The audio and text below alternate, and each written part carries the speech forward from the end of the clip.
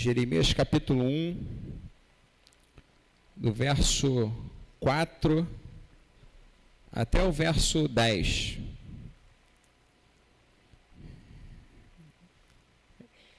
Essa palavra alguns dias atrás eu estava refletindo, meditando, e hoje veio a oportunidade de estar falando, aprendendo um pouquinho com vocês, né, juntamente com vocês, acerca daquilo que Deus tem para as nossas vidas, em relação à vocação, chamado, e a importância de não temer, de não ter medo, né, não ficar preocupado diante daquilo ou diante do caminho que Deus está nos levando ou quer nos levar.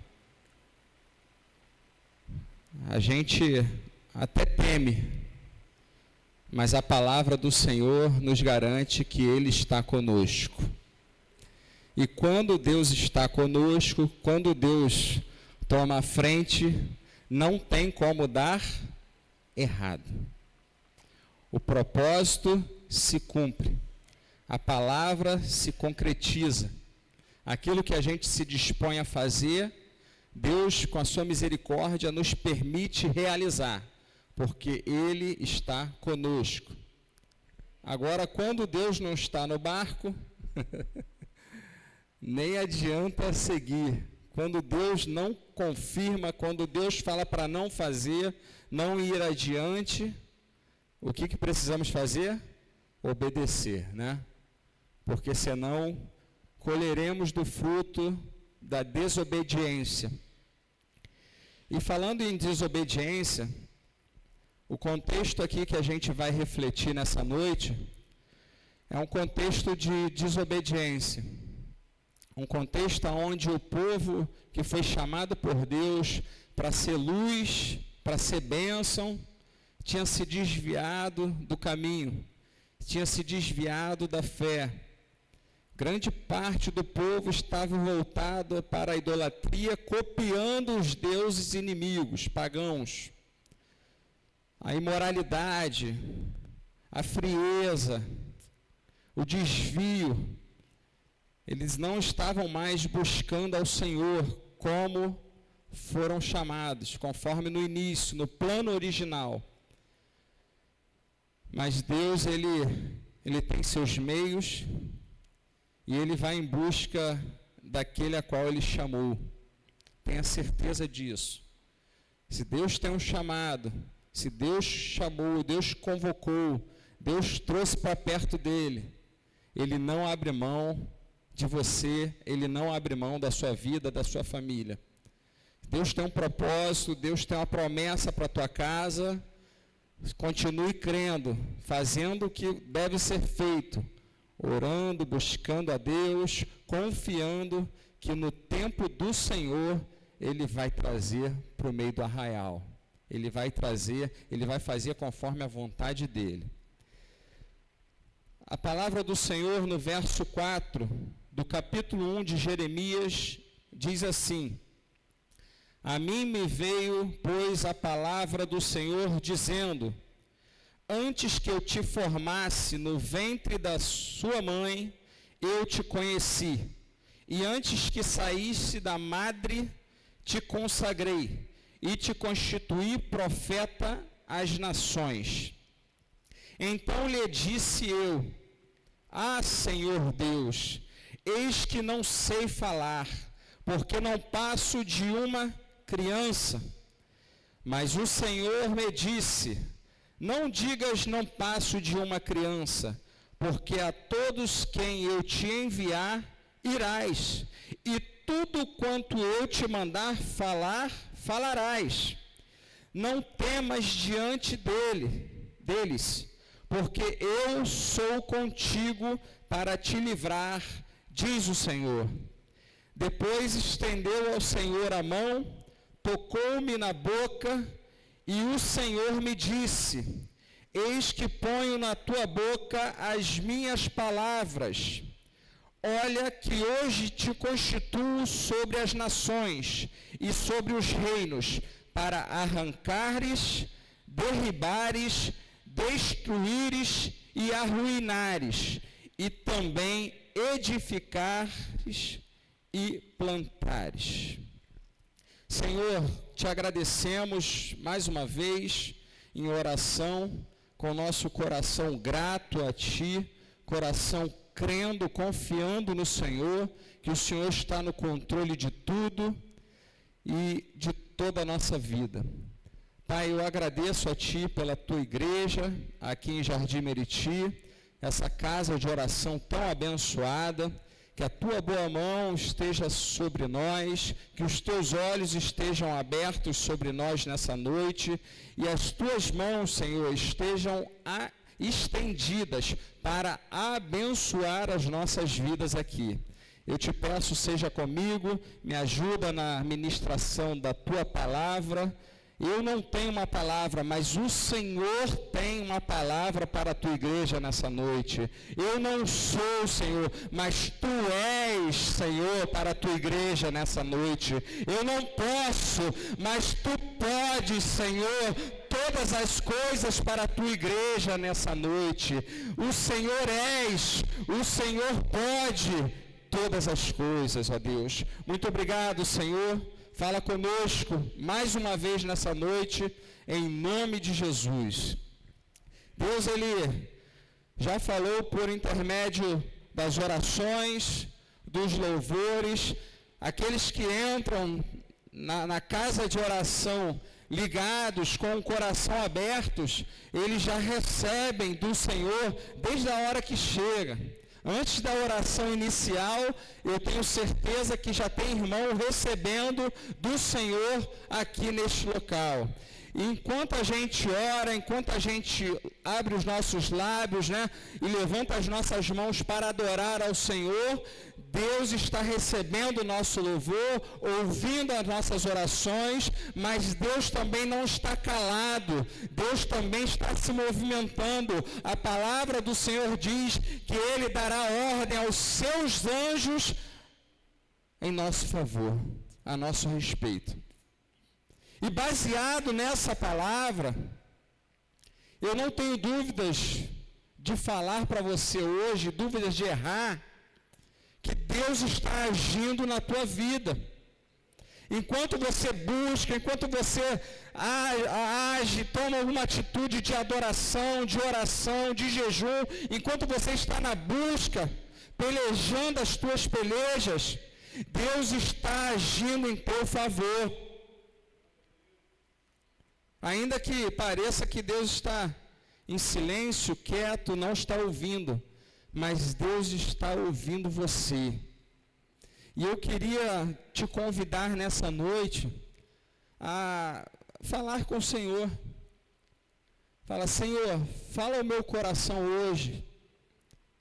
Mesmo em silêncio aí, só em pensamento, fala com o Senhor. Senhor, eu preciso ouvir a tua voz. Eu preciso de uma resposta. Eu preciso da tua palavra. Fala comigo, Senhor, nessa noite.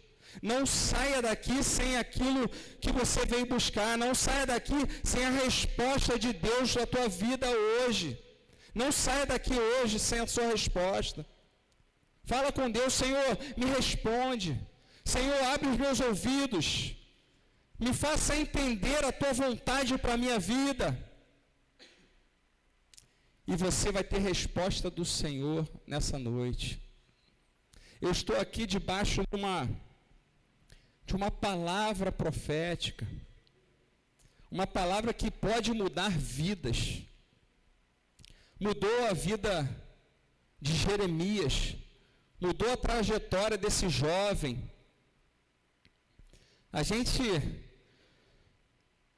quando para refletir, para estudar sobre a vida desse rapaz, ele foi levantado por Deus num período muito confuso, num período muito difícil, aonde o povo estava prestes a ir para o cativeiro. O povo inimigo estava próximo a levá-los cativo para uma terra estranha. E Jeremias é levantado por Deus para falar acerca daquilo que eles precisavam ouvir. Uma palavra de exortação, uma palavra dura. Deus chamou Jeremias com uma mensagem dura. Não é uma mensagem, olha, eis que te digo que prosperará 30, 60, 100 por um, que não vai faltar nos teus celeiros. Não era essa a essência, não foi essa a essência da mensagem pela qual Jeremias foi levantado. Mas no verso 10 nós vamos ver a essência dessa mensagem ou desse chamado profético. Eu vou te constituir sobre nações e reinos. O povo, as nações vão te ouvir, os reinos vão te ouvir, que você vai falar para eles que você foi chamado para arrancar, para derrubar, para destruir, para arruinar. Olha que mensagem dura. Mas também para edificar. Vai ter um tempo de edificar, de reconstruir, né? E vai ter um tempo de plantar também. A palavra do Senhor aqui visava arrependimento e transformação de vidas.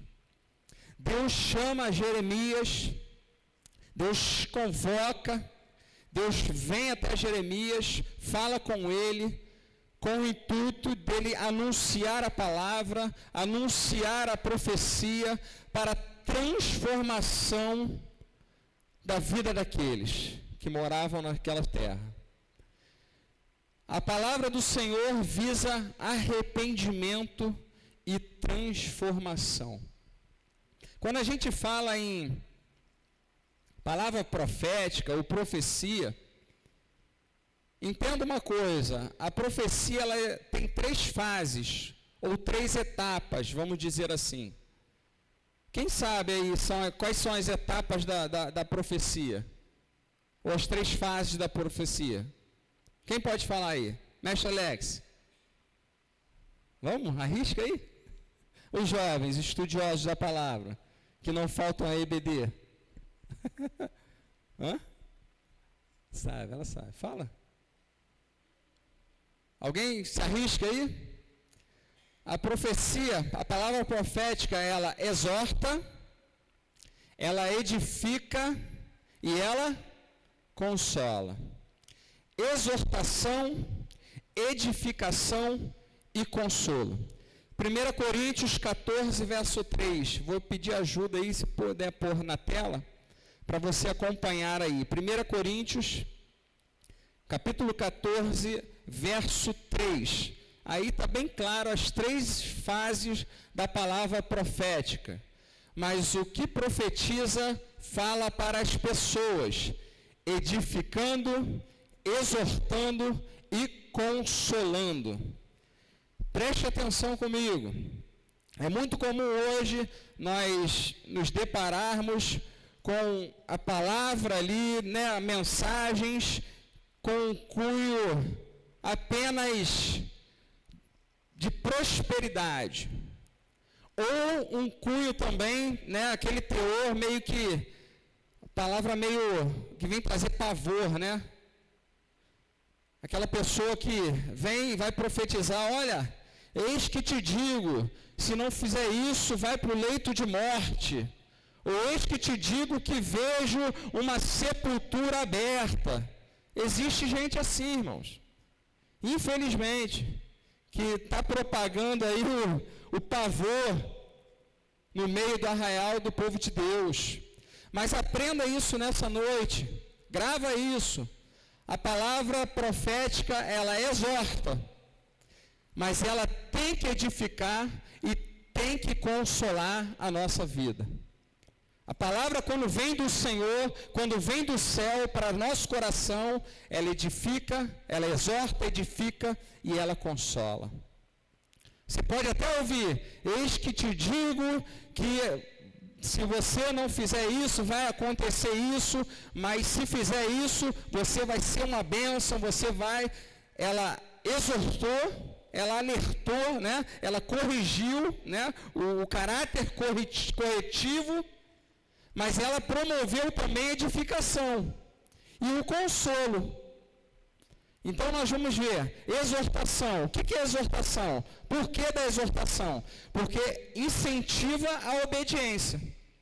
Quando Deus exorta, quando Deus corrige, nós sabemos é porque Ele nos ama.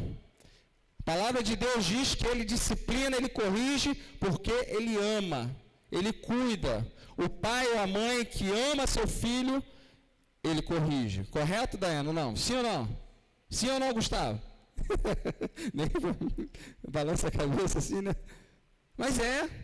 Então a exortação é o quê? Um incentivo à obediência,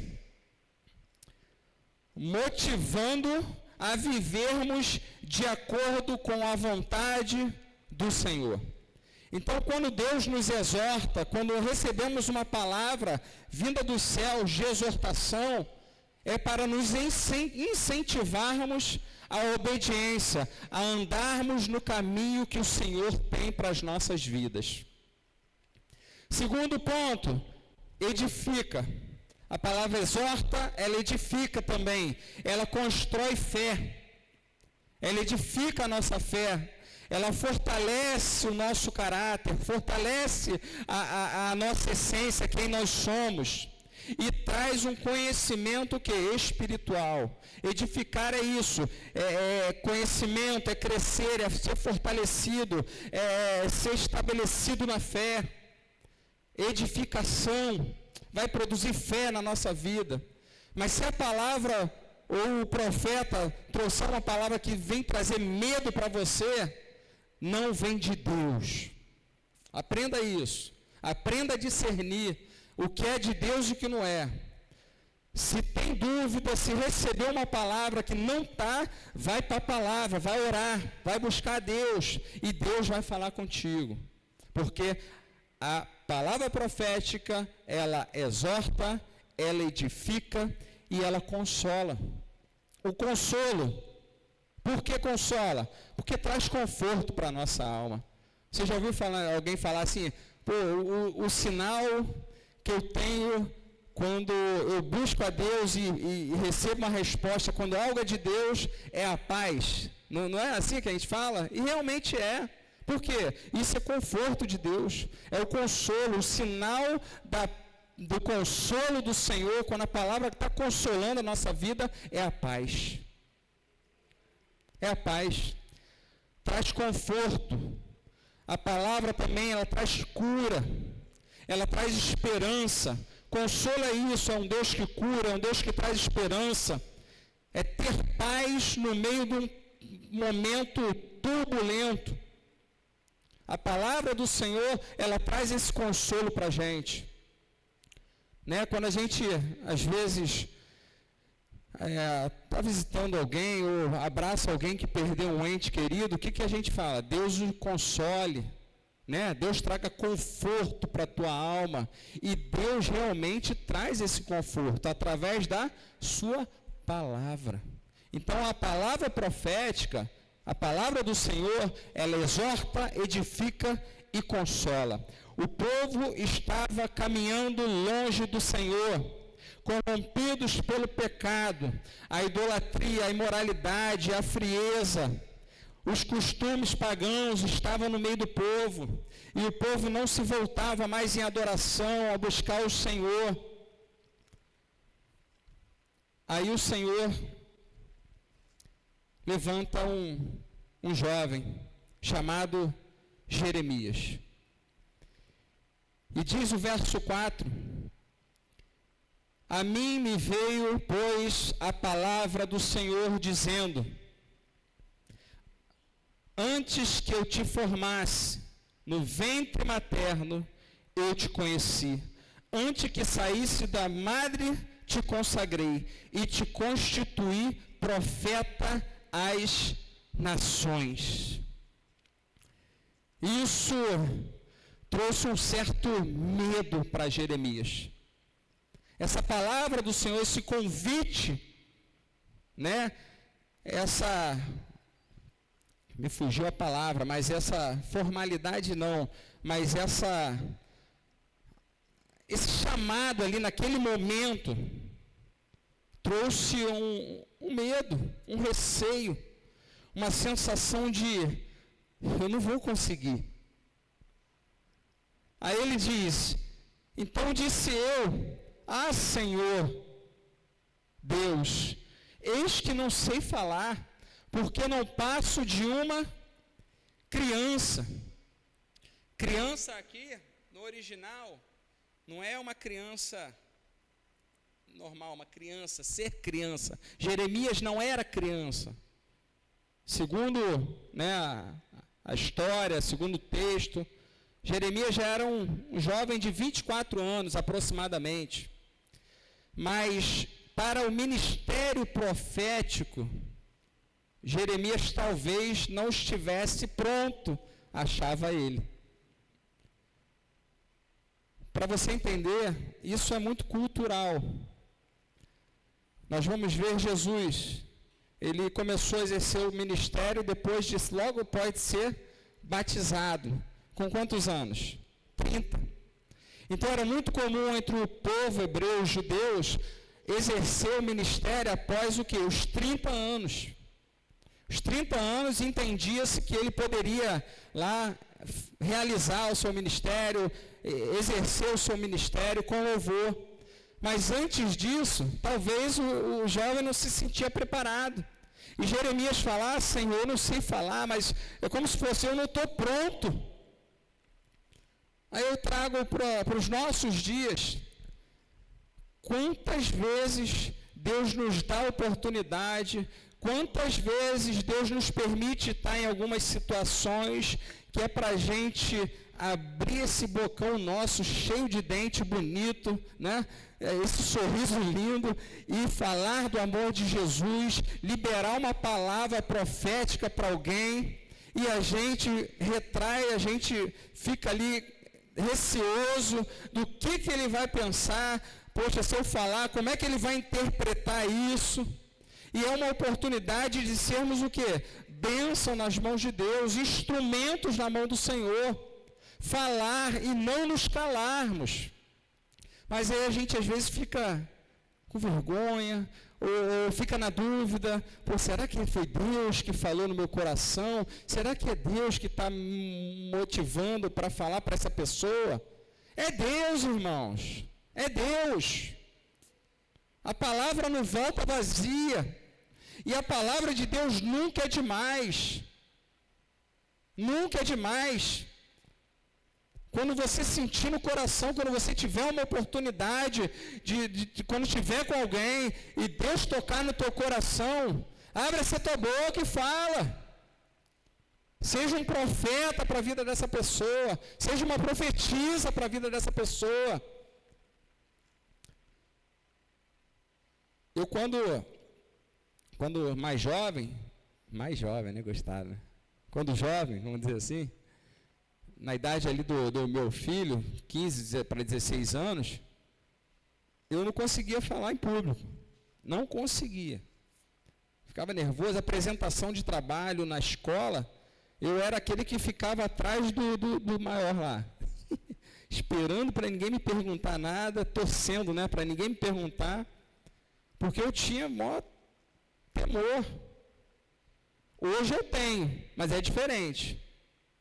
Porque hoje, para falar do Senhor, eu continuo temendo.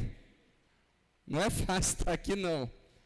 Mas eu sei que Deus conta comigo. E se não for eu, vai ser outro. E quem vai perder sou eu. Deus nunca perde. Então quem vai perder sou eu. De estar sendo um canal do meu Deus, um instrumento na mão do meu Deus.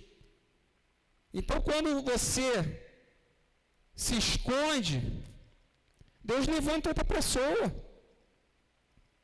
E Deus não te chamou para ficar escondido. Pelo contrário, assim como Davi, ele te tirou lá de trás das malhadas, para te botar na coluna de frente, porque ele conta contigo. Nós somos o exército de Cristo, nós somos soldados, ele é o nosso general, estamos a serviço dele. Eu estou aqui porque eu estou a serviço do meu Senhor. Não é apenas porque o pastor Diego, os irmãos me colocaram na escala, me pediram para estar aqui. Não, eu estou aqui porque aprova o Senhor que eu estivesse. Mas amanhã pode ser você, vai ser você em outro lugar, vai ser você na sua escola, na faculdade, no seu trabalho. Talvez você não pregue aqui, mas você vai pregar para os teus colegas do trabalho e você vai ser um profeta naquele lugar. Deus vai te usar. A palavra que sair da tua boca, meu irmão, a gente não tem noção do poder dessa palavra. Eu falo por mim, eu não tenho noção. Às vezes a gente prega, pode estar pregando para uma pessoa. Isso já aconteceu na Bíblia. Não lembro de ver na Bíblia nenhum sermão feito pelo irmão de Pedro, André. Não lembro. Se tiver, depois você me mostra aí. André pregava para as multidões, não vi. Mas André chamou um que, quando se converteu, começou a ganhar almas, pregou para 2.000, depois pregou para uma multidão. André ganhou Pedro. Pedro, aquele que os profetas falaram, o Messias, é ele, é o Cristo do Senhor, vem Pedro. E Pedro foi e se rendeu a Jesus. André ganhou Pedro, e Pedro pegava para a multidão. Olha a importância do falar, do convidar, do chamar alguém para vir para o culto, para a igreja. Talvez você não consiga falar, não é a minha, mas você convida pessoas, mais do que eu.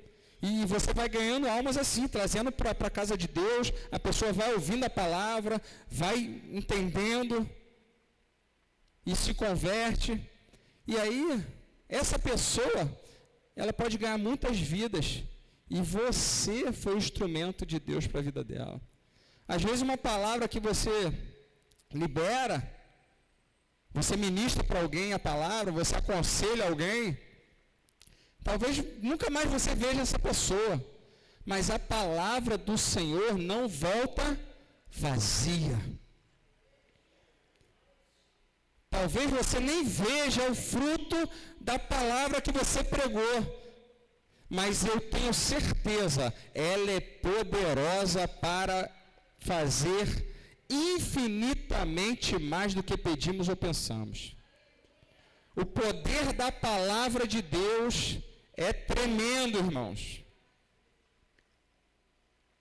Mas eu não sei pregar, eu fico nervoso.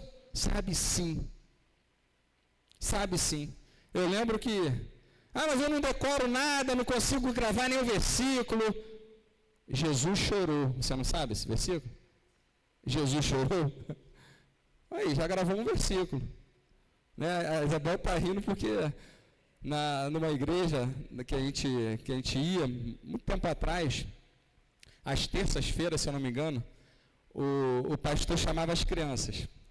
Aí era o momento das crianças. As crianças, ele cantava a musiquinha, e aí as crianças já identificavam. Quando ele cantava a musiquinha, a criança saía do lugar, né, vinha aqui, sentava aqui diante do altar, e o pastor sentava junto com elas, e o pastor escolhia algumas crianças para falar um versículo. Ou seja, elas tinham que decorar o versículo. O que a gente mais ouvia era Jesus chorou. Aí o outro, Jesus chorou. Então é um versículo fácil. Mas tinham outras crianças também que decoravam, né, gravavam bem outros versículos. Mas olha a importância de aplicarmos o nosso coração na palavra, de não temermos, porque quem nos chamou foi o Senhor, quem fala através de nós é o Senhor.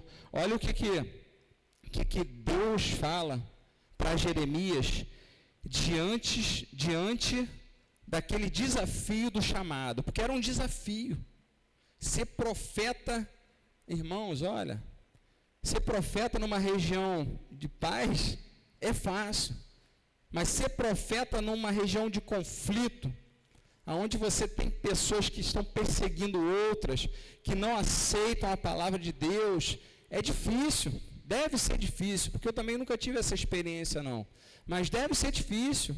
E a gente olhando aqui para esse contexto que Jeremias estava vivendo, a gente entende que ele estava diante de grandes desafios. E até parece que Jeremias esquece daquilo que Deus tinha falado acerca dele. Olha a importância disso. Diante do desafio do chamado, diante daquilo que ele ia ter que fazer para o Senhor, diante da convocação do Senhor para a vida dele, para o chamado, para exercer o ministério, parece que ele esquece daquilo que o Senhor tinha falado para ele.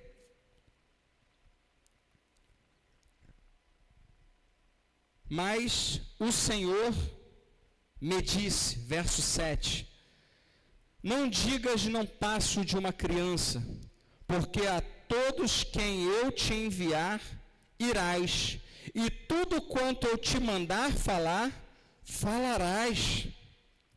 Não temas, verso 8, não temas diante deles. Olha para mim. Não sou Jeremias, sou o irmão Weber, mas vou ler aqui a palavra que Deus falou para Jeremias e vou falar para você também. Se você quiser agarrar, agarre. Não temas diante deles, porque eu sou contigo para te livrar, diz o Senhor. Não tema diante deles, irmã Mariângela. Irmão Alex, não tema diante deles. Vou usar outro versículo aqui, sem ferir o contexto. Mas olha, maior é o que está em vós do que o que está no mundo. Maior é o que está em nós. Maior é o que está em você. Maior é o Deus que te chamou. Maior é o Deus que te chamou desde o ventre da tua mãe. Que te consagrou e te constituiu um profeta para a tua geração. Esse é o nosso Deus.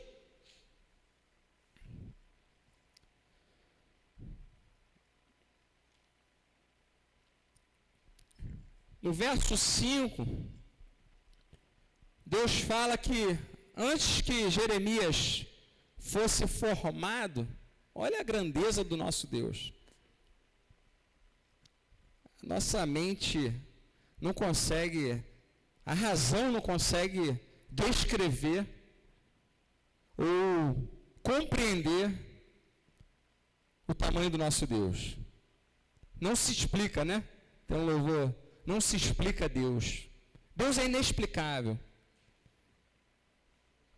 Mas a gente pode crer nele.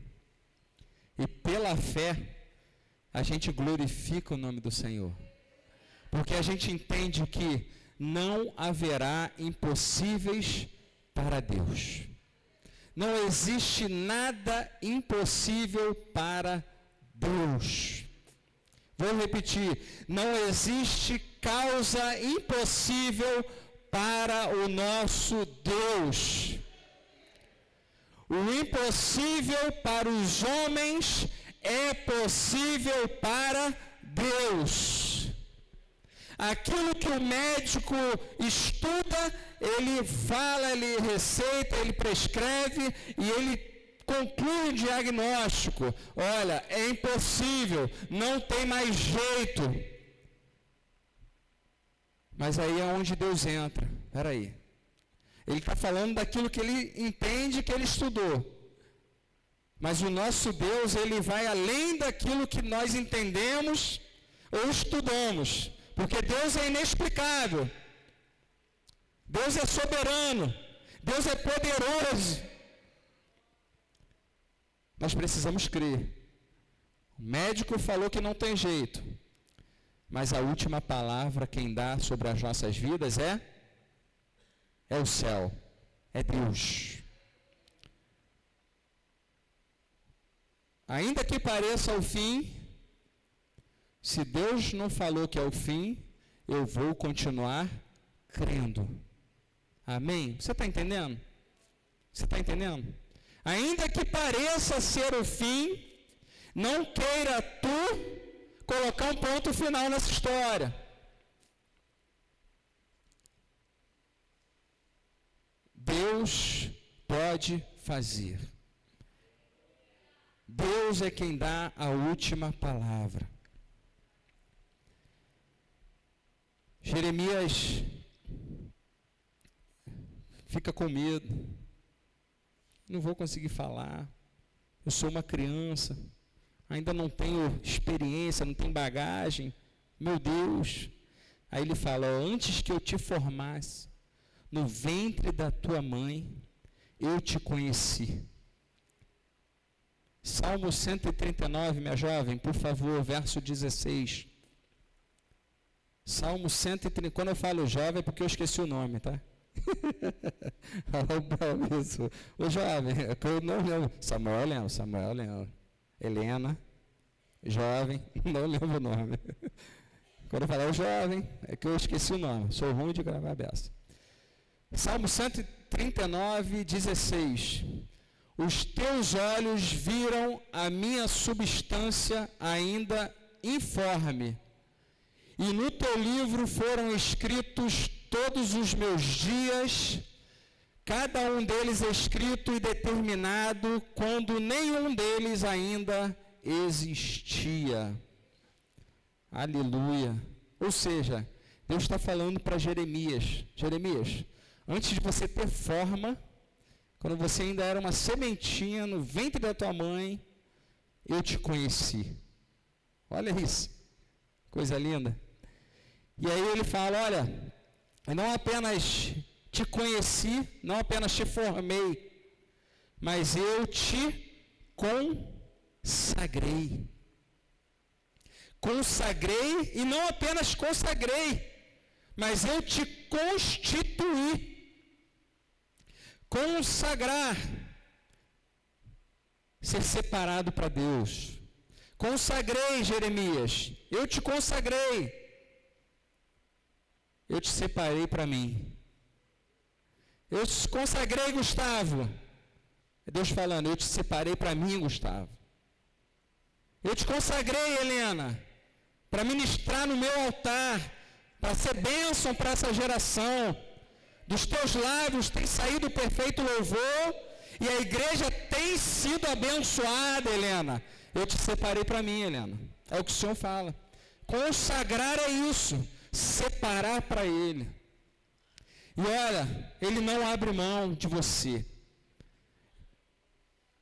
Ele formou, Ele conhece, Ele consagrou e Ele constitui, ou seja, você foi formado, você está pronto para aquilo. Eu te constituí, Jeremias, ou seja, você está pronto para exercer o ministério profético, mas você não está pronto porque você se formou na academia tal, na escola A ou na escola B. Você não está pronto porque você buscou ou porque você confia na sua força ou na sua inteligência. Não, Jeremias, você está pronto porque eu sou contigo.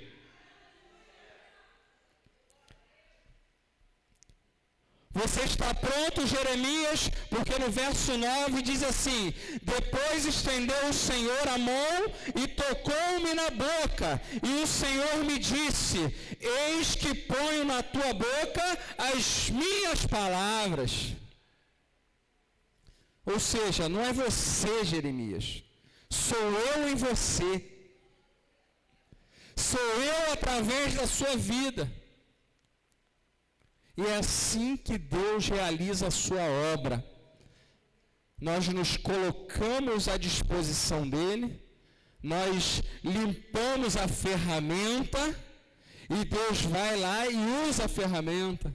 Nós amolamos a ferramenta, e Deus vai lá e usa a ferramenta, e a ferramenta amolada, ela vai ter muita serventia.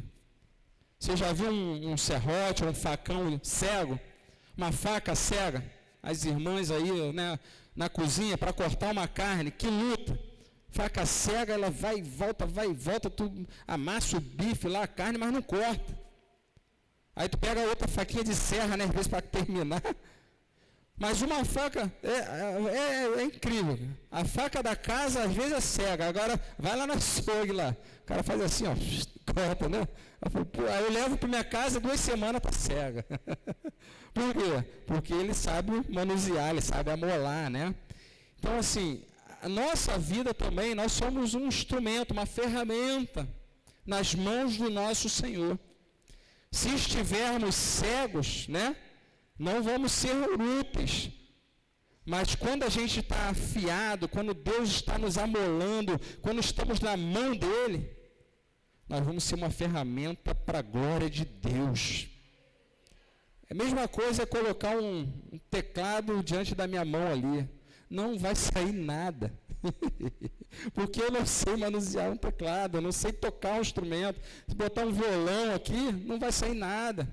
Mas coloca na mão de quem sabe, de quem está apto, vai sair um louvor abençoado, uma nota abençoada, e a igreja vai ser edificada. Então, Jeremias, ele se colocou nas mãos do Senhor, e ele foi um grande instrumento nas mãos do Senhor. O Senhor tocou na boca de Jeremias, e o Senhor disse para ele: eis que ponho na tua boca as minhas palavras. Você pode se colocar em pé?